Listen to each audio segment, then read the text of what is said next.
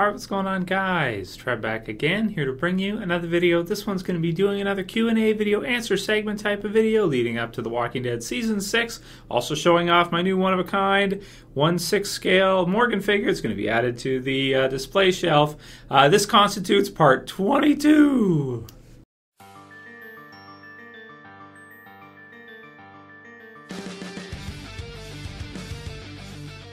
Okay, so I told you guys I was going to do it, and I went ahead and actually did put it together, and that is of a 1/6 scale Morgan Jones figure. Sweet, man. So one of my favorite characters in all The Walking Dead, of course, as you guys know. Really love to see the return of him at the end of Season 5, and really anticipating him as my most anticipated character for The Walking Dead Season 6.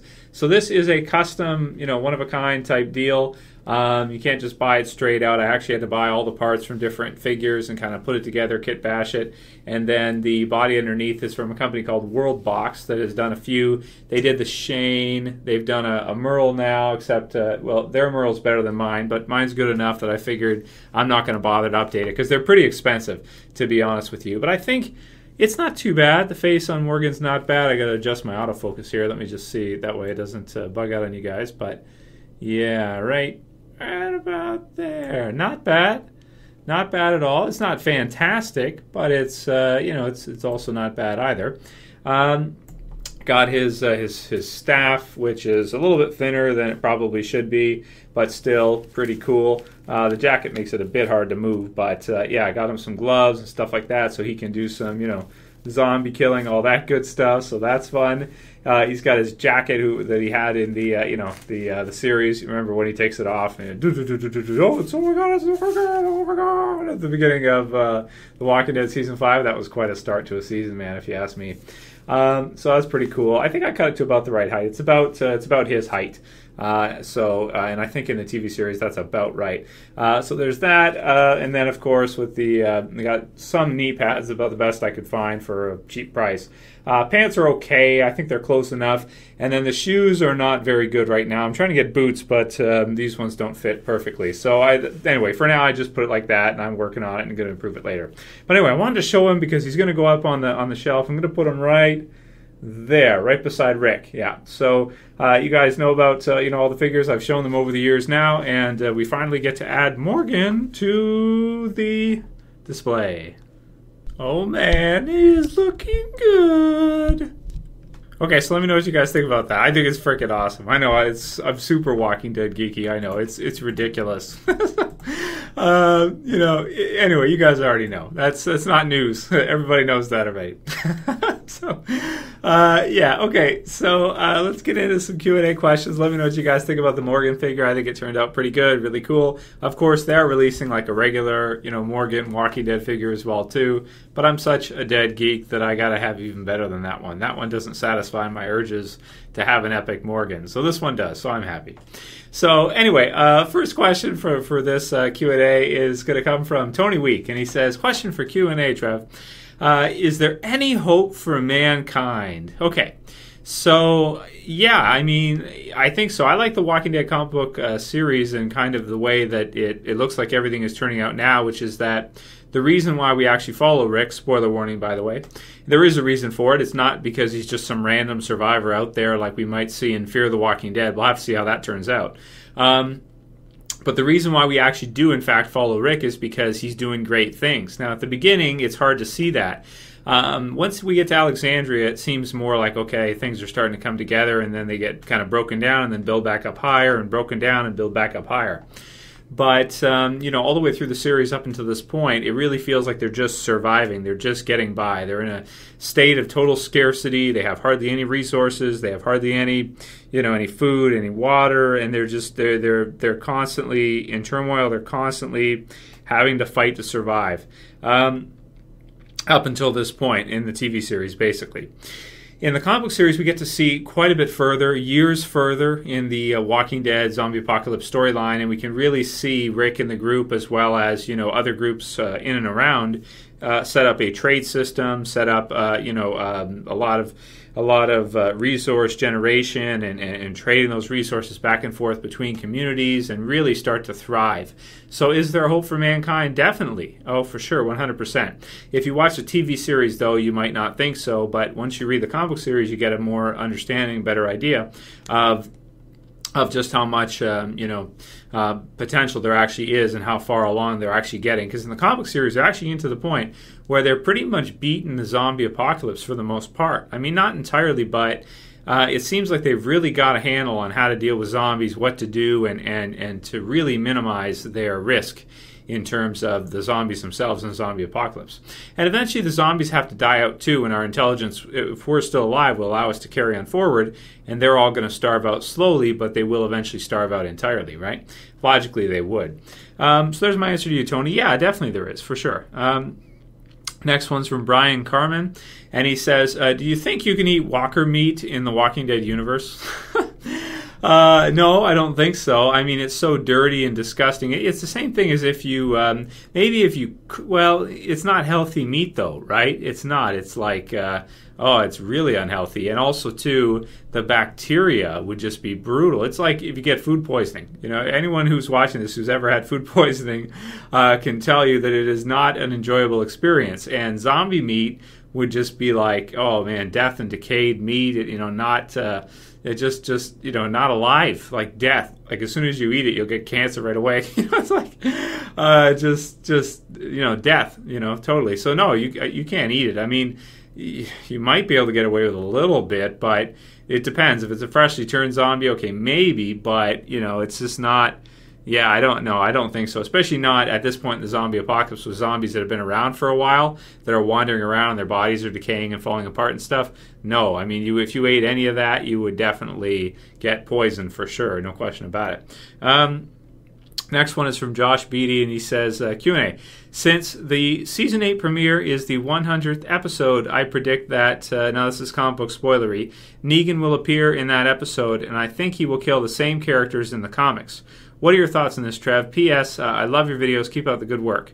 Thanks, Josh. Great comment, because you're right. If that would be cool. Well, I don't know if you're right about that he will kill the same character, but it would be kind of a throw us through a loop if he did still kill the same character, because at this point we're all expecting it to be somebody different. We're all expecting it to be somebody else, and if they made it look like it's going to be somebody else, but then at the last minute it actually changes back to the same character, people would just be, and it'd be huge too. It'd be a big premiere if they do that.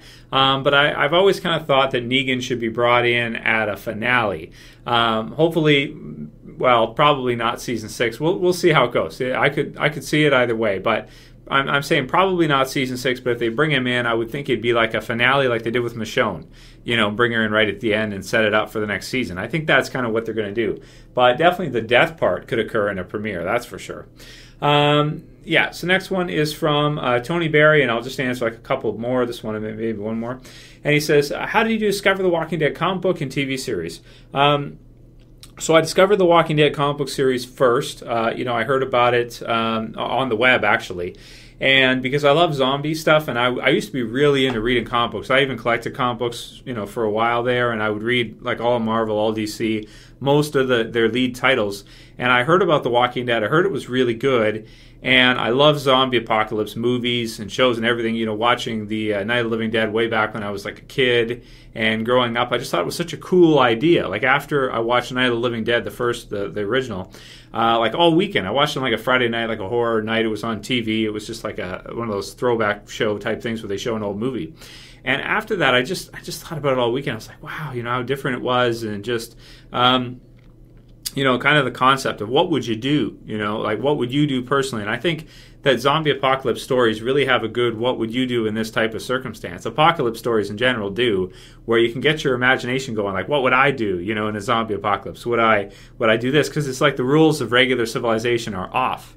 And it's just an interesting state of mind to put yourself in, like what would I do in this type of environment, in this situation, if none of our rules mattered and everything was kind of erased, and society just went into total anarchy, what would I do? It's just such an interesting thing to me. So, I heard about the Walking Dead comic book series. I started reading it, and after I read like the first few issues, I thought it was great. But then once we got like into maybe like the second, third trade, I was just hooked. And then by the end of Made to Suffer, when we got to there, I was just like, wow, this is like the best series I've ever read, because I really didn't think the first time reading it through, Kirkman would kill Lori. I didn't see that, as I was reading it. TV series, we already knew that was going to happen, but in the comic book series, the first time I read it and they did that, I just couldn't believe it, because all that time we were getting used to, this is our core cast of characters and this is how it's going to be. And then, like one of the biggest ones gets totally killed off. It's kind of like if you ever read X-Men, when they kill off Jean, the first time you read it, you're like, what? It's a huge death, but you never think that the main, character's wife would get killed. You think, in movies and stuff, I always have this idea that certain characters are off limits. And in the Walking Dead TV series right now, I feel the same way. Characters are off limits. Maybe I could make a video on that. Like, who is a character who I cannot see them killing anytime soon, right? And I thought she was in the comic book series, and she just, that's not true. She wasn't. So that's how I discovered it. Was hearing about it first, buying the comics, and just absolutely loving it, man, all the way through. It became my favorite comic book series ever really quick. Within like a couple days of reading it, it was just blew away everything else I'd read up until that point. I thought it was so awesome. Plus, I read Invincible too, because people told me that's great. And I do like it. I always think of it as like a cross between Spider-Man and Superman is Invincible. At least to me anyway, that's the way it feels to me. And it is really good, and I wish one day we could see a TV series of it. Or movies or something, because it's really awesome. I really like Invincible a lot, but they'd have to do it full series. They'd have to go all the way through it. They couldn't just make like one movie and be done with it. I wouldn't be happy with that.